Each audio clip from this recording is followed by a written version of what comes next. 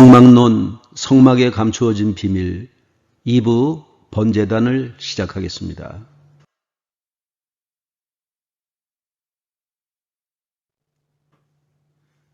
성막문을 들었으면 맨 처음 보이는 곳이 희생의 제사를 드리는 번제단입니다. 번제단을 지나면 성소와 지성소가 있습니다. 번제단의 위치는 하나님을 만나기 위해서는 먼저 죄 문제를 필히 해결받아야 한다는 것을 알려줍니다. 번제단은 죽음이 있는 곳이며 희생이 있는 곳이며 용서와 자비가 있는 곳입니다. 번제단은 무엇을 의미하고 있는 것일까요? 예수 그리스도의 십자가 희생에 제물된 그림자가 바로 번제단입니다.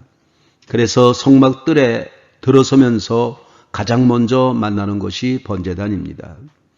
성막은 이 땅에 세워진 하나님 나라의 모형이요 그림자라면 이 하늘나라에 들어가려면 가장 먼저 예수 그리스도의 십자가를 바라보고 믿어야 하는 것입니다. 번제단은 하나님께 예배드리는 제단입니다. 제물을 잡아 태우는 곳입니다. 제물을 잡아서 기도하며 하나님께 불살라 드릴 때 하나님께서 그 향기를 받으시고 응답하시는 제단입니다. 성경에는 이 제단을 정성껏 잘 만들고 진실한 마음으로 하나님께 제사를 잘 드리는 것이 가장 복된 길임을 보여주고 있습니다. 신약시대에 와서는 어린 양 되신 예수 그리스도의 희생으로 그를 믿는 자마다 하나님께 나아가는 길이 열리게 되었습니다. 이제 우리는 신약시대의 번제단이라 할 수 있는 바른 예배를 드림으로 예수 그리스도를 통하여 하나님께 나아가는 복을 누리게 되었습니다.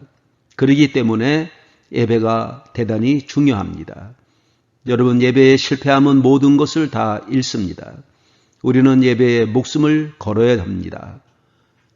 이상하게 내 생활에 어려운 장벽이 많이 생기고 이 일이 풀리지 않는다면 하나님과의 관계가 바로 되었는지를 돌아보고 특히 예배가 바로 드려지고 있는지 점검해 보아야 합니다. 번제단은 히브리어로 올람이라고 하는데 피워 올리다, 올라간다란 뜻의 기본 동사인 알라에서 유래된 말로서 희생의 제물을 불태워 그 냄새를 하나님께 올리는 제사를 말합니다. 번제 올라는 올라가다란 뜻입니다. 단 히브리어로 미츠바하라 하는 동물을 확살하다, 죽이다란 뜻입니다. 이 번제단의 뜻은 바로 짐승을 잡아 태워서 하나님께 제사를 올려드리는 단이 됩니다. 번제단은 동물을 죽여 올라간다란 의미를 가지고 있습니다. 번제단이라는 말이기도 합니다. 제단이라는 말이 도살하는 장소의 의미에서 왔습니다. 주님이 십자가에서 제물로 죽이신 죽음을 상징하는 곳입니다.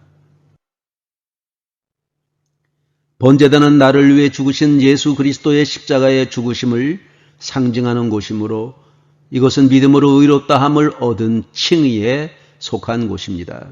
이곳에서 우리는 예수 믿어 구원함을 얻고 예수와 함께 십자가에 못 박혀 죽는 곳입니다. 번제단의 규격은 장이 5규빗, 광이 5규빗, 고가 3규빗으로 네모 반듯합니다. 번제단의 규격이 네모 반듯한 것은 하나님의 공의를 상징합니다. 하나님께서는 독생자 예수 그리스도께서 십자가의 죽으심을 통해 인류의 죄값을 치르게 하심으로 공의를 이룩하셨습니다. 이는 하나님의 극진한 사랑을 의미하는 것입니다. 번제단의 재료는 조각목으로 만들고 놋으로 쌌습니다. 놋이 녹는 온도는 섭씨 1085도로 불에 매우 강하기 때문에 놋으로 쌓인 번제단은 아무리 수많은 제물을 반복하여 태워도 결코 손상을 입지 않는다고 합니다. 또한 놋은 죄에 대한 하나님의 진노와 공의로운 심판을 상징합니다. 번제단의 재료는 조각목으로 만들라고 여호와 하나님께서 모세에게 명령하셨습니다. 그리고 노스로 싸라고 하셨습니다. 번제단은 이와 같이 조각목과 노스로 만들어졌던 것입니다. 조각목은 팔레스타인 광야에서 자라는 시딥나무로 광야의 기후의 특성인 가뭄과 강한 바람과 뜨거운 햇살을 이기고 자라나는 나무입니다. 모진 풍파를 이기고 자라는 나무인 것입니다. 이 나무를 베어서 가시를 떼어놓고 겁질을 벗기고 잘 다듬어 조각 맞추어 번제단을 만들었습니다.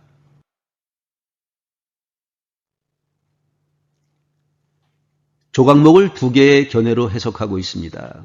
첫째, 조각목은 예수 그리스도의 인성을 상징합니다. 이사야서 53장, 즉 구약의 십자가 장에서 예수 그리스도에 대하여 말씀하시기를 그는 주 앞에 자라나기를 연한 순 같고 마른 땅에서 나온 줄기 같아서 고운 모양도 없고 풍채도 없은즉 우리의 보기에 흠모할 만한 아름다운 것이 없도다라고 기록되어 있습니다. 예수 그리스도는 가장 혹독한 환경에서 태어나시고 자라나셨으며 또 공생의 사역 시에도 많은 시달림을 받으시고 끝내는 십자가에 못 박혀서 죽으심을 당하셨습니다. 씨른 나무가 광야에서 모진 풍파를 이기고 자라서 베어지고 다듬어져 번제단을 만드는 재료로 쓰이듯이 예수 그리스도도 죄악된 인류를 위하여 이 땅에 오셔서 가난과 유혹과 핍박을 이기시고 한 마리의 어린 양처럼 십자가 위에서 제물이 되셨기에 조각목을 예수 그리스도의 인성으로 보는 것입니다. 두 번째, 조각목은 죄로 인하여 버림받은 인간을 상징합니다. 예수 그리스도의 십자가의 공로가 아니고서는 구원받을 수 없는 죄로 뭉쳐진 거칠고 모진 인간의 모습으로 보고 있습니다. 겉에는 가시가 나 있고 거칠고 딱딱한 껍질을 가지고 모진 세파에 이겨나가며 속을 감추고 살아가는 인간의 처참하고 비참한 모습으로 보고 있습니다. 다듬지 않고는 도저히 쓸 수 없는 인간의 모습으로 상징되고 있습니다. 조각목으로 번제단을 만들고 모든 겉을 놋으로 싸라고 하셨습니다. 놋은 십자가를 상징합니다. 십자가는 심판의 장소요, 죽음의 장소요, 고통의 장소입니다.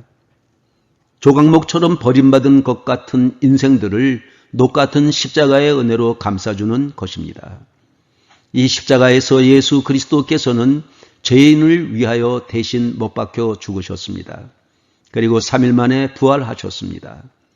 그래서 예수 그리스도를 믿는 누구에게나 예수 그리스도의 십자가는 구원을 이룬 은총의 장소이며 죄를 사함받는 속죄의 장소이며 하나님과 만날 수 있는 화목의 장소입니다.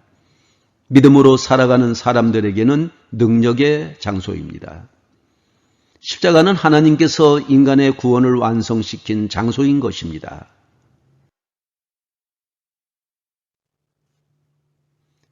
놋은 또 불변하시는 하나님의 능력과 심판과 사랑을 상징하고 있는 것입니다. 인성과 신성을 가지시고 이 땅에 오신 성자 하나님이신 예수 그리스도의 신성을 상징하고 있는 것입니다. 죄 많은 인간들을 구원하시기 위하여 친히 인간의 모습으로 이 땅에 오셔서 인간의 저주와 죄를 짊어지시고 고난의 십자가 위에서 고통과 죽음을 통하여 하나님의 사랑으로 인간을 향한 하나님의 구속을 완성시킨 것과 같이 번제단은 조각목으로 만들고 그 위를 놋으로 쌓던 것입니다. 그래서 죄인인 인간은 예수 그리스도의 십자가의 은총이 아니고는 다른 어느 것으로도 구원받을 수가 없는 것입니다. 신약성경 사도행전 4장 11절에서 12절에 베드로와 요한 사도는 다음과 같이 설교하고 있습니다.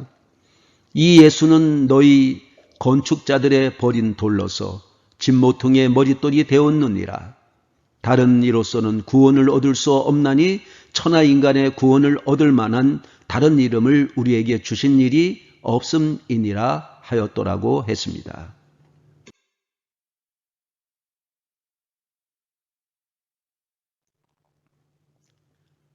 예수님이 골고다 언덕에서 지신 십자가는 심판의 장소이며 희생의 장소입니다.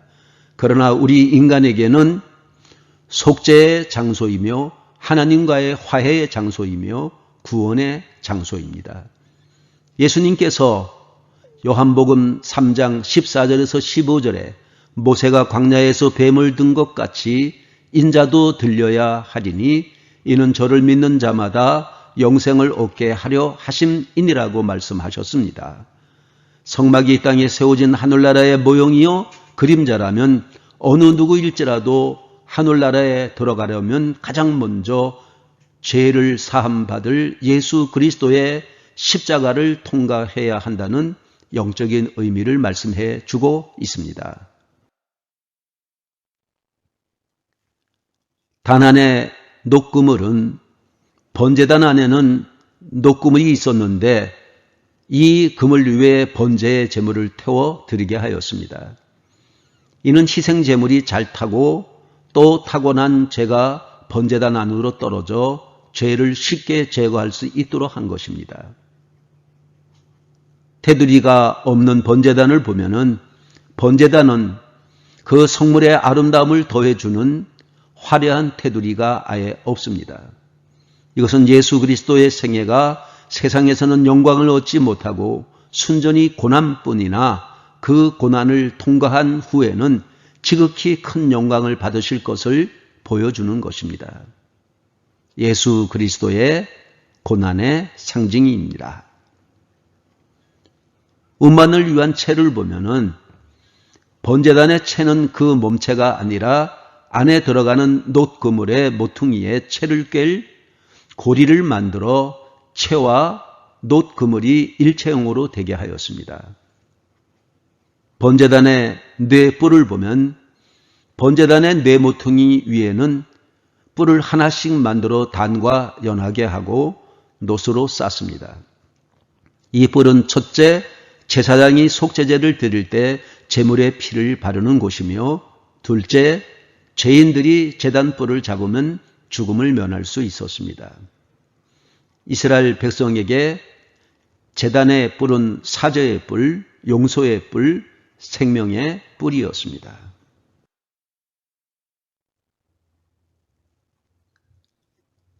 번제단은 4개의 뿔이 있는데 이는 생명의 뿔입니다.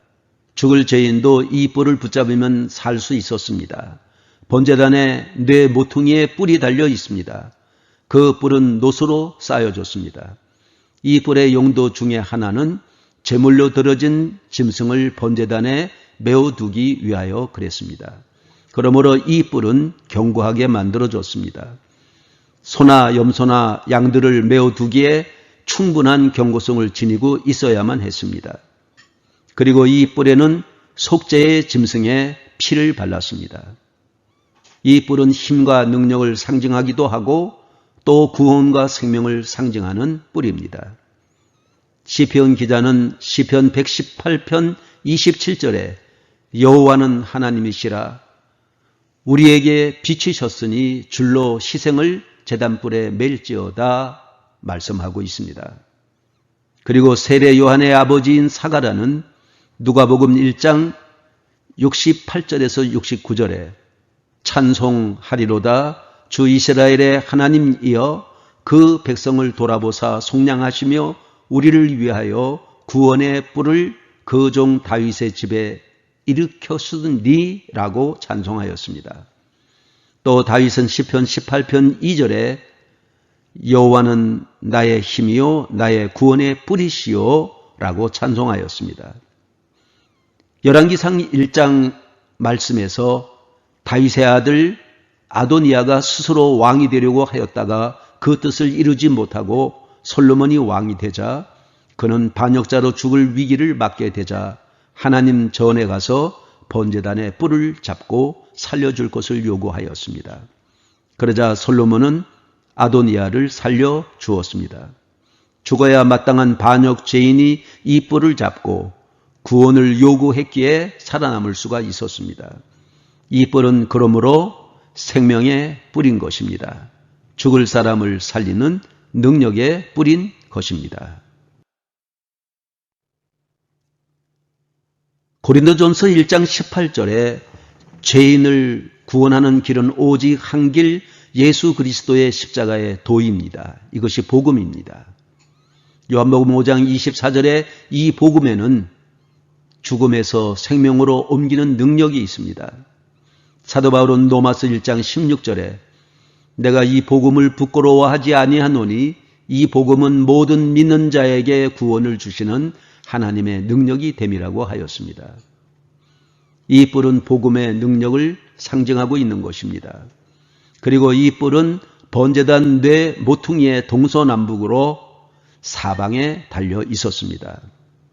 그러므로 어느 쪽에서든지 번제단의 뿔은 잡을 수 있었습니다. 이것은 십자가의 복음은 세계의 어느 민족이든지 구원하는 능력을 가진 복음으로 전 인류를 구원하시려는 하나님의 의도를 말하여 주고 있습니다. 그래서 성도는 세계를 향하여 복음을 증거할 사명을 가지고 있는 것입니다. 마가복음 16장 15절에 너희는 온 천하에 다니며 만민에게 복음을 전파하라는 주님의 지상 명령을 감당해야 하는 것입니다. 사도 바울은 고린도전서 9장 16절에 내가 복음을 전할지라도 자랑할 것이 없음은 내가 부득불할 일임이라.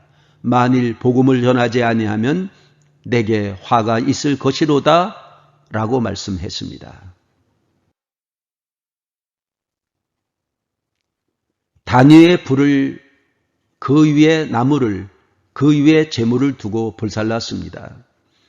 불과 나무와 재물을 쌓아 놓은 순서는 재물을 완전히 소각하되 그 연기가 지속해서 위로 피어 올라가게 하여 여호와께 향기로운 냄새가 드려지게 하기 위한 방법이었습니다. 번제단에서 쓰이는 불은 하나님께서 직접 내려주신 것입니다. 하나님은 레위기 6장 12절에서 13절에 결코 불을 끄지 말라고 명령하셨습니다.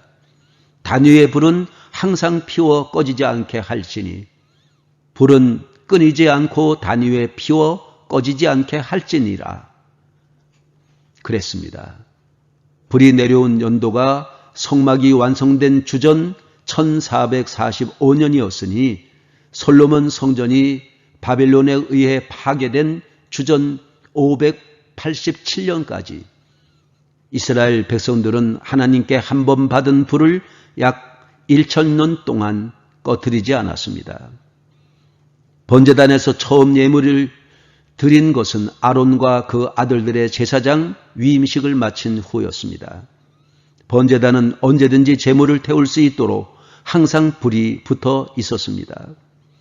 번제단에 불이 꺼지지 않도록 하신 것은 죄인들에게 언제든지 속죄의 길이 열려 있으며 예수 그리스도를 통하여 영원한 속죄를 완성하기까지는 결코 속죄 사역이 중단될 수 없다는 것을 보여주었습니다.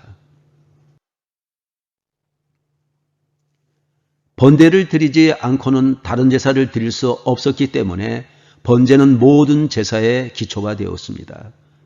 번제란 소나 양이나 모든 제물을 전부 다 불로 태우는 제사였습니다. 당시에 성막 안에는 세 가지 불이 있었는데 첫째는 성막들 번제단 위에 불로서 구약은 짐승의 피, 오늘날은 예수님의 피를 통한 속죄의 불을 상징합니다. 둘째는 성소 안 향단의 불로서 하나님 앞에 올려드리는 찬송과 기도의 불을 상징합니다. 셋째는 성소 안 금 등대의 불로서 이것은 성소를 밝히는 성령의 불을 상징합니다. 이 중에서도 가장 중요한 것이 바로 번제단의 불이었습니다. 성소를 밝히는 향단의 불도 바로 이 번제단의 불로부터 가져와야 했습니다. 나중에 이 명령을 어긴 대제사장이었던 아론의 두 아들 나답과 아비후는 죽임을 당했습니다. 비록 대제사장의 아들이라 하더라도 하나님은 묵과하지 않았습니다. 이것은 제사장들이 말씀에 따르지 않고 자기 임의대로 예배를 드리거나 사역을 하게 되면 하나님의 심판이 임하게 됨을 보여주는 것이었습니다. 오늘날 번제단의 불은 예수님의 보혈을 통한 속죄의 불을 상징합니다.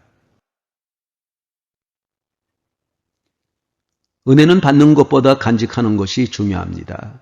자극을 받는 것보다 간직하는 것이 더 중요합니다. 일본 오키나와에 유명한 오뎅집이 있는데 한 번은 기자가 그 맛의 비결을 물어보았더니 3대 동안 불을 꺼트리지 않았다는 것이 그 비결이었습니다. 엘리야는 갈멜산에서 온 백성과 더불어 정성스러운 제물과 함께 간절한 기도를 드릴 때 하늘로부터 불로 응답받는 신비로운 기적을 보았습니다. 사무엘도 미스바에서 온전한 번제로 만유의 주가 되시는 하나님께서 함께 하시는 에베네셀의 축복을 받았습니다. 솔로몬은 기브아에서 1천 번제의 단을 쌓아 하나님이 응답하시고 그가 구한 지혜와 구하지 않는 그 밖에 모든 부귀와 영화를 받아 누렸습니다.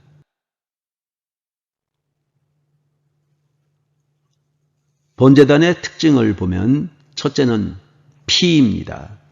피가 죄를 속한다는 진리는 피에 육체의 생명이 있기 때문입니다.